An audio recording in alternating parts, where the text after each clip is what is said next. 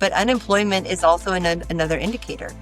If an area has very low unemployment, there should be an assumption that that business climate will be more challenging.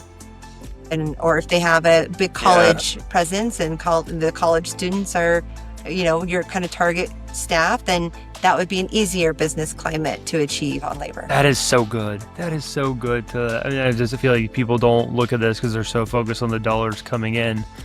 But it feels like it's also a cliff on both edges, because you could say, all right, what's the unemployment here? Super low unemployment. It's a great place for business, but it's hard to get people. And then what's the employment here? Super high unemployment. Well, why? Yes, right. And is that also then reflective of, is there a tough economic climate there? What if our customers don't have enough money to, come see us? So you're right. All these complexities play off of each other.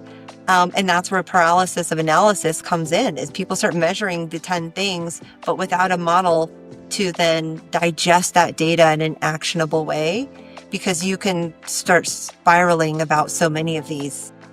And that's what I've witnessed in so many meetings. Yeah, I think this is gonna get worse. Because we have tariffs, we got rising costs and inflation, rising costs, and then the rising cost of materials to build.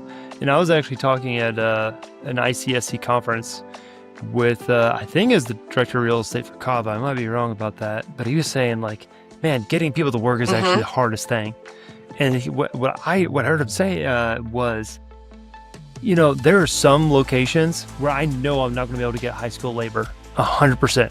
I know I'm not going to be able to get them. Just basically, the kids have better options for jobs or don't need a job at all. Is this coming up more for you in particular 100%. Industries? Finding people to work, especially in the retail and restaurant sectors and in back of house, is one of the highest, I'd say number one highest concern for people. Yeah. And the immigration laws that, regardless of what side of politics you sit on with this, it is affecting the restaurant business in a very, very big way.